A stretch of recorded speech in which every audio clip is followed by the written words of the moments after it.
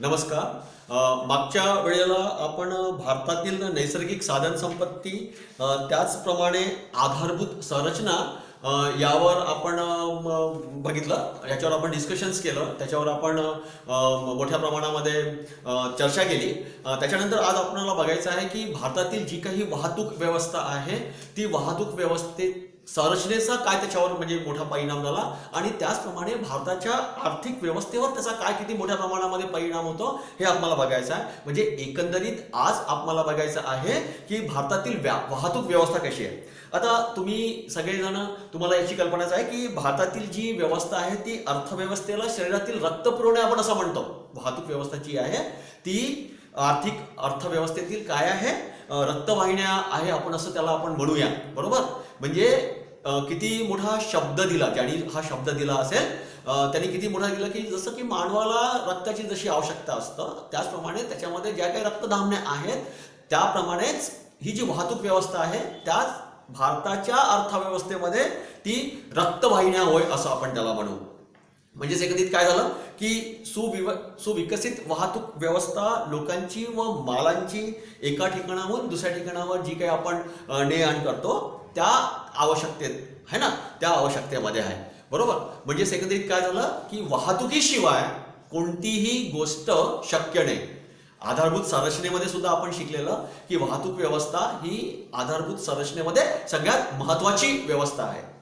त्यानंतर आपण बघितलं की या वाहतूक व्यवस्थेमध्ये किती प्रकार आहेत, तर 4 प्रकार आहेत.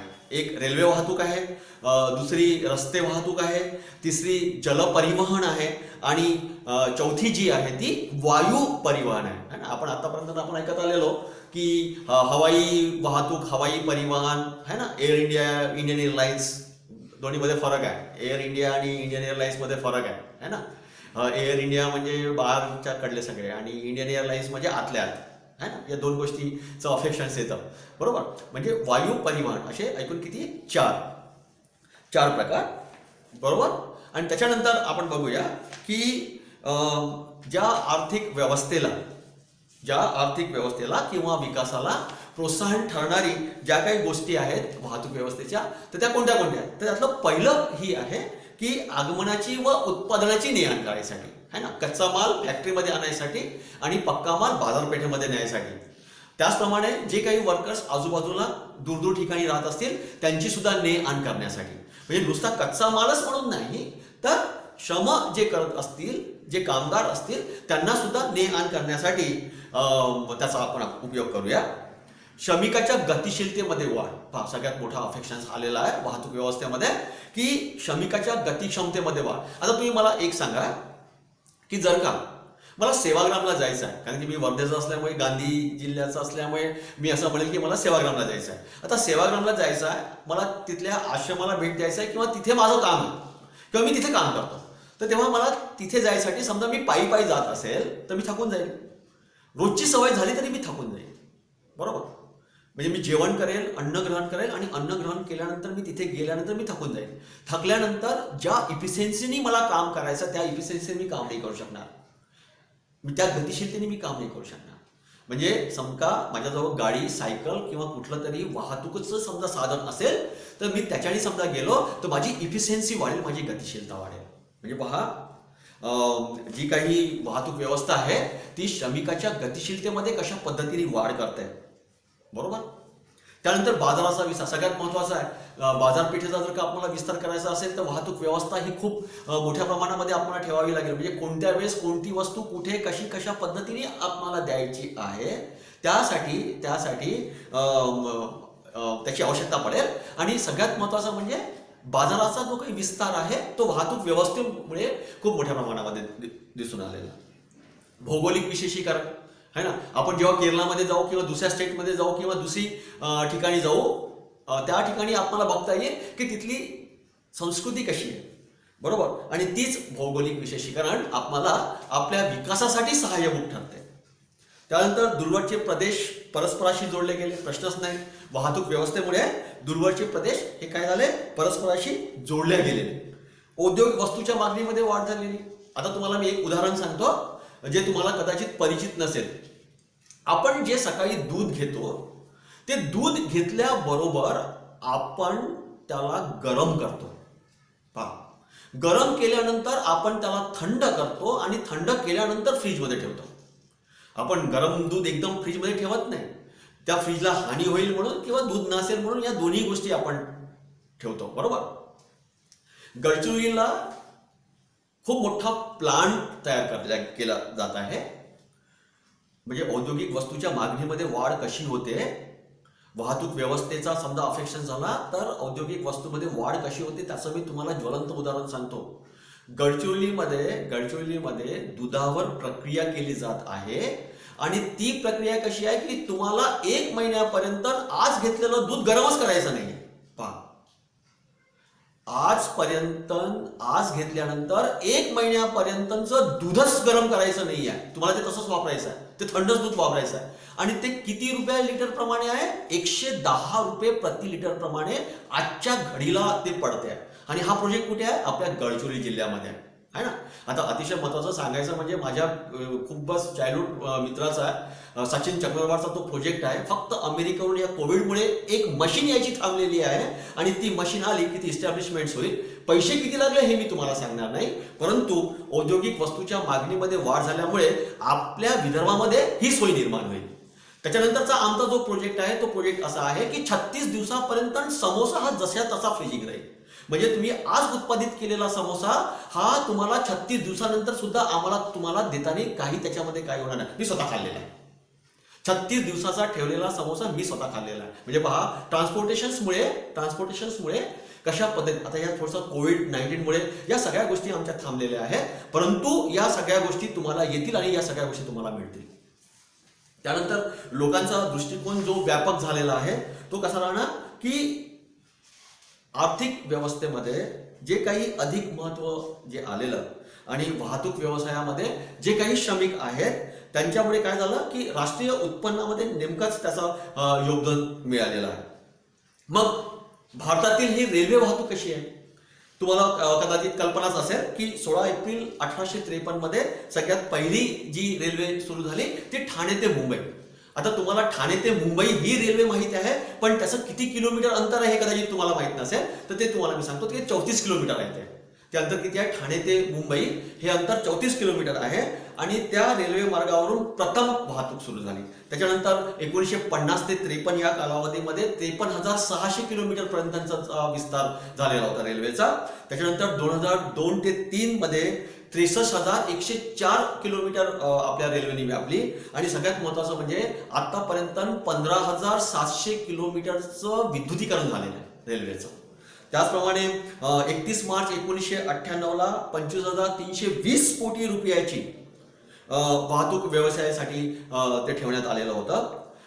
सगळ्यात महत्त्वाचं म्हणजे आपण हे झालं की वाहतुकीचं हे झालं. मग माल वाहतुकीसाठी नेमकं काय काय घडत गेलं याची मी तुम्हाला 2-3 आकडे सांगतो. 2014 ते 15 पर्यंत 59 कोटी टन वाढलेली होती आणि 2018-19 पर्यंत 62 कोटी टन वाढेल. आता या सगळ्या कोविडमुळे आपल्याला आकडे प्रस्थापित झालेले नाही आहेत, पण आपण असं ठरवूया की 2018-19 मध्ये 62 कोटी टन मालाची वाहतूक झालेली. आता सगळं ठप्प आहे हे तुम्हाला सुद्धा माहिती आहे.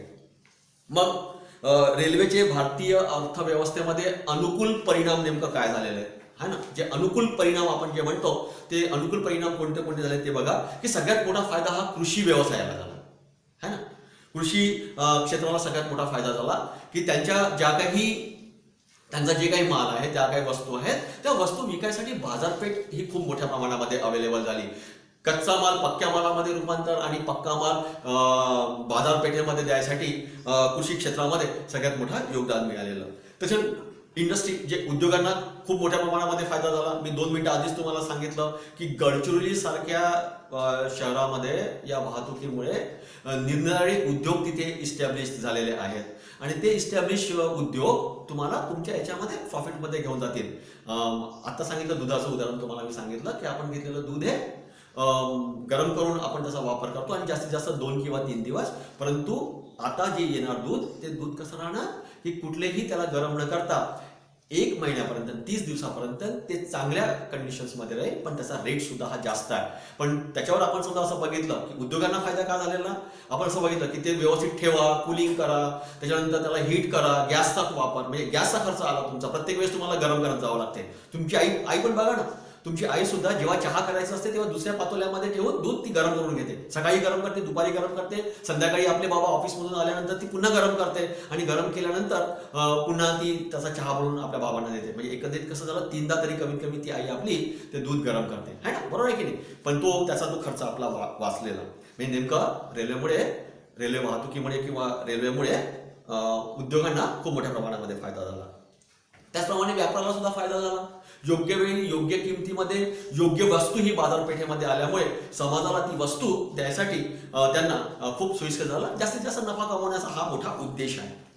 सामाजिक फायदा काय झाला तो बघा, की खेड्यामध्ये जे खेळाचे जे काही प्रदेश आहेत, ज्यामध्ये आपण त्याला आदिवासी जमात म्हणू, जाती जमात म्हणू, त्या अंतर कमी झाल्यामुळे काय झालं की त्यांना ज्या काही गोष्टीची आवश्यकता आहे त्या संपूर्ण आवश्यकतेची पूर्तता करण्यासाठी रेल्वे म्हणा किंवा वाहतूक म्हणा याचा मोठा फायदा झाला. म्हणजे भौगोलिक तर आपण जुळलोच, पण त्याचप्रमाणे सामाजिक सुद्धा जुळलो. सामाजिक सोबत आपण शैक्षणिक सुद्धा जुळलो आणि नक्कीच याचा फायदा झाला. राजकीय आणि प्रशासकीयमध्ये बदल झाला, कारण की आपण बघू शकतो आणि ते बघितल्यानंतर आपल्याला सगळ्यात महत्त्वाचं म्हणजे काय की दुसऱ्या याच्यामध्ये राजकीय परिस्थिती काय सुरू आहे, तिसऱ्या याच्यामध्ये राजकीय परिस्थिती काय चालू आहे. आता तुम्हाला अतिशय महत्त्वाचं मी सांगतो की कम्युनिकेशन सिस्टम्समुळे आपल्याला जे आत्ताचे अमेरिकेचे राष्ट्रपती जे आहेत ते निवडून आले 78व्या वर्षी, पहा बरोबर. आणि सगळ्यात महत्त्वाचं म्हणजे अमेरिकेच्या इतिहासामध्ये 2 कार्यकाळ चालवणारे सगळेच प्रेसिडेंट होऊन गेले, मात्र डोनाल्ड ट्रम्प यांनी मात्र फक्त एकच. आता हे सगळं कशामुळे झालं, कम्युनिकेशन सिस्टम्स खूप मोठ्या प्रमाणामध्ये झाली आणि आपल्या या वाहतुकीच्या मुळे आपल्याला जे काही आंतरिक बदल त्याचप्रमाणे बाह्य बदल जे काही झाले ते संपूर्णपणे बदल आपल्याला दिसून येतात. मग हे तर झाले उपाय किंवा हे झाले फायदे, पण त्यासोबतच आपल्याला असं दिसून येईल की भारतीय रेल्वे वाहतुकीच्या समस्या सुद्धा खूप मोठ्या प्रमाणामध्ये आहेत. आता त्या समस्या कोणत्या आहेत, तर मुद्रास्फीतीचा प्रभाव खूप मोठ्या प्रमाणामध्ये पडला. आता बघा काय झालेलं की मुद्रास्फीतीमुळे भारतीय रेल्वेवर विपरीत परिणाम का झाला. कोळसा आणि डिझेल, लोखंड आणि पोलाद किंवा सिमेंट यांच्या किमती खूप मोठ्याने वाढल्या, बरोबर.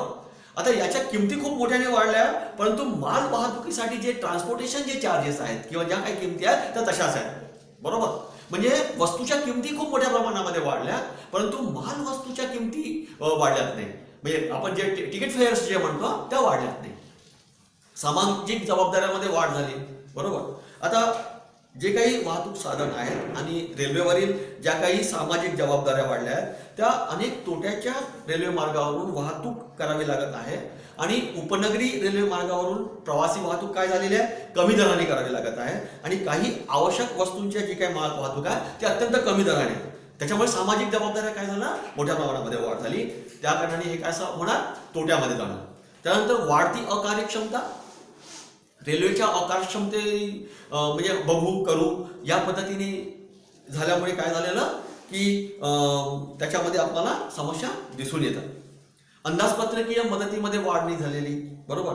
अलीकडच्या काळामध्ये रेल्वेचं जे काही अंदाजपत्रक आहे ते पूर्वी खूप मोठ्या प्रमाणामध्ये राहायचं किंवा प्राप्त व्हायचं आणि क्रमाक्रमाने काय झालं, दरवर्षी ते कमी होत गेलं आणि 4थ्या पंचवार्षिक योजनेत, 5व्या पंचवार्षिक योजनेत, 6व्या, 7व्या, 8व्या, 9व्या आणि आता नीती आयोगाच्या मध्ये ते जवळपास 13% पर्यंत त्याचा घट झालेला.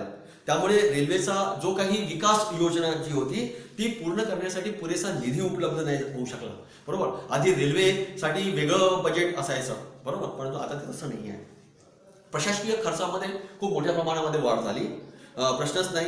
1.55 दशलक्ष कर्मचारी दशलक्ष कर्मचारी रेल्वेत कार्यरत आहेत आणि त्यामुळे निवृत्तीचं प्रमाण सुद्धा वाढलेलं. या सगळ्या कारणामुळे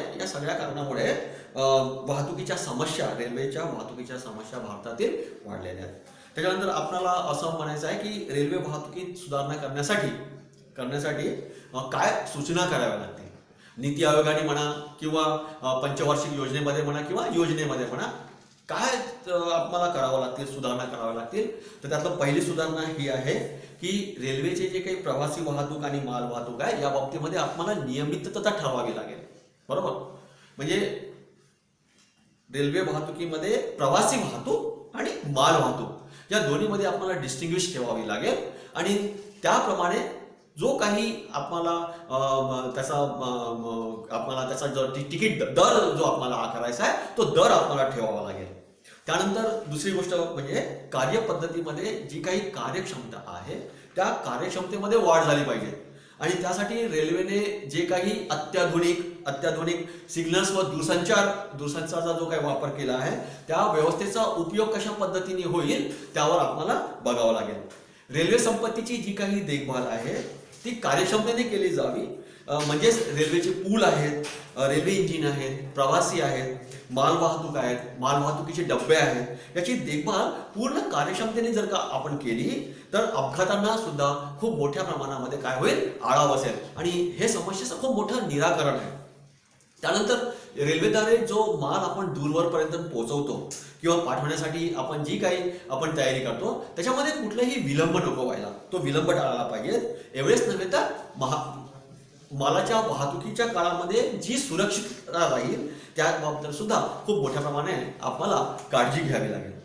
वित्तीय बाबतीमध्ये जी काही स्वयंपूर्तता आहे प्राप्त करण्याचा जो रेल्वेने प्रयत्न केला तसेच केल्यास विकास योजना पूर्ण करण्यासाठी सरकारी मदतीवर आपल्याला अवलंबून राहावे लागणार नाही.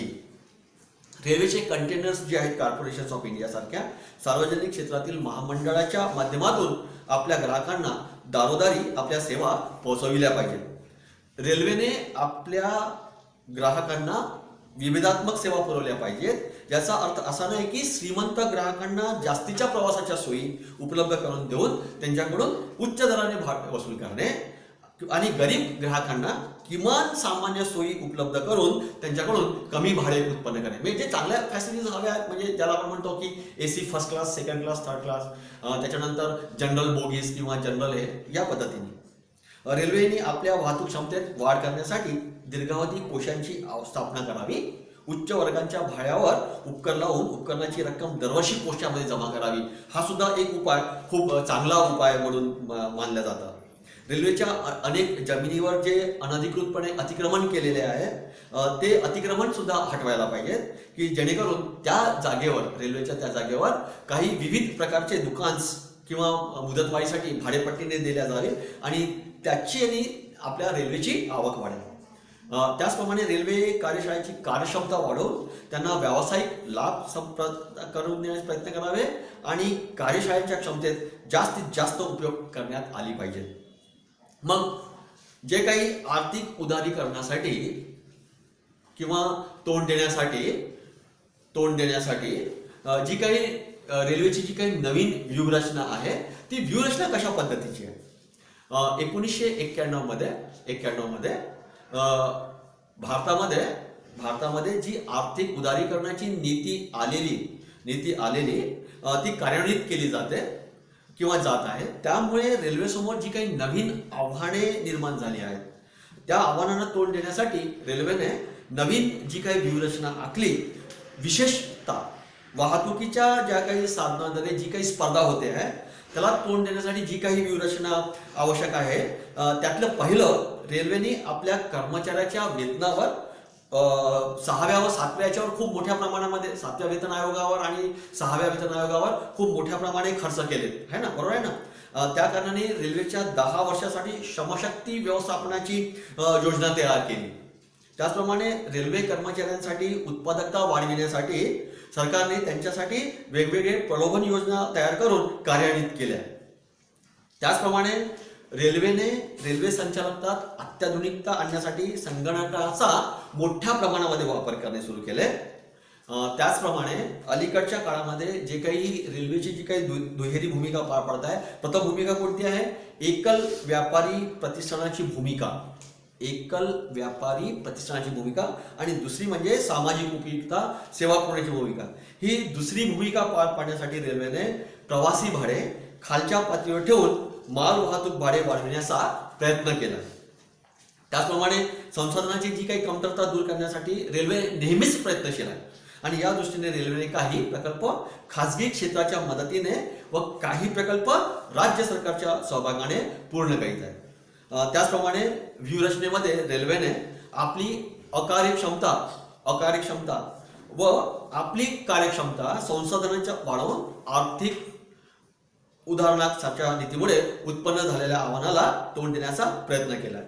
आता हे झालं वाहतुकीच्या बाबतीमध्ये, बरोबर.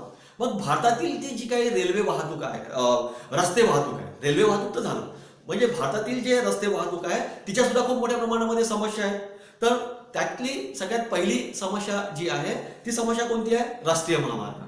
आता साधारणपणे मोठ्या शहरांना जोडण्यासाठी ज्या काही वेगवेगळ्या राज्यातून जे काही रस्ते जातात आणि ती जे काही महामार्ग आहे तो किती आहे? 58.11 किलोमीटरचा आहे. आणि महामार्गाची जी काही बांधणी आणि देखभाल करण्याचे जे काही कार्य केंद्र सरकारने केले आहे ते रेल्वे वाहतुकीपैकी फक्त 45%. म्हणजे पहा, म्हणजे 58.11 किलोमीटर, 1000 किलोमीटर महामार्गाची लांबी आणि रस्ते वाहतुकीपैकी किती? फक्त 45%. समस्या आहे, मोठी समस्या. त्याचप्रमाणे राज्य महामार्गामध्ये जे काही समस्या आहेत याची निर्मिती व देखभाल करण्याची जबाबदारी राज्याची असतात, बरोबर. आणि राज्यातील जे काही मुख्य शहर आहेत आणि ज्यांना मार्गाद्वारे जे काही राष्ट्रीय महामार्गाची जोडली जाते ती कशी आहे? 137.9 किलोमीटर आहे एकूण लांबी. आणि या मार्गाची लांबी किती आहे? 137.9 किलोमीटर. त्यानंतर जिल्हा मार्ग जे आहेत ते जिल्ह्यातील उत्पादन बाजाराशी जोडणारे आहेत आणि मुख्य रस्त्यांना आंतरिक भागाशी किंवा ज्या मार्गाने जोडलं जाते ते रस्ते साधारणपणे कसे आहेत? कच्चे आहेत. आता सध्या सिमेंटचे रस्ते होणं सुरू आहे, बरोबर आहे ना, पण कोविड-19 मुळे ते सुद्धा बंद झाले, पण तरी खूप महामार्ग खूप मोठ्या प्रमाणामध्ये झाले. आता ग्रामीण मार्गावर आपण बघू त्यांची समस्या काय आहे. वेगवेगळ्या खेड्यांमध्ये परस्परांशी जोडणारे जे काही मार्ग असतात ते मार्ग खेड्यांना मार्गाशी मी काय म्हणतोय जिल्हा मार्गाशी, रेल्वे स्टेशनशी, राष्ट्रीय किंवा राज्य महामार्गाशी जोडतात. हे रस्ते साधारणपणे कसे असतात? कच्चे असतात, बरोबर. त्याच्यानंतर आपण एक पॉइंट घेऊया. रस्ते विकासासाठी केंद्रीय रस्ते निधी कोणते आहेत? 4 पदरी महामार्ग आणि 6 पदरी जलद महामार्ग बांधण्यासाठी प्रति किलोमीटर खर्च किती असतो? 4.5 कोटी रुपये आणि 8.5 कोटी रुपये पडतो. एवढा मोठा खर्च सरकार करू शकतो का? नाही. मग चालू उत्पन्न करू शकत नाही.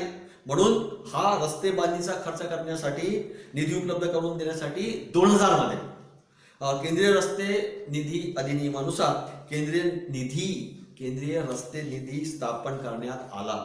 आणि या निधीसाठी काय काय करण्यात आलं बघा. पेट्रोल आणि डिझेलवर 2 नोव्हेंबर 1998 पासून 1 रुपया प्रति लिटर अतिरिक्त भार लावला. त्याच्यानंतर दुसरं सगळ्यात महत्त्वाचं म्हणजे या निधीत जमा झालेल्या डिझेलवरील रकमेपैकी 50% रक्कम ग्रामीण रस्त्यांसाठी उपयोगामध्ये आणल्या गेली. पेट्रोलचा इन्कम नाही, डिझेलचा इन्कम. आणि जे काही बाकी 50% जी काही रक्कम होती ती पेट्रोलाच्या उपकरणाची 100% रक्कम राष्ट्रीय महामार्गावर त्याच्यात हे करण्यात आलं, म्हणजे उपयोग करण्यात आला, म्हणजे देखभाल खर्च म्हणून. ठीक आहे. Okay then, thank you.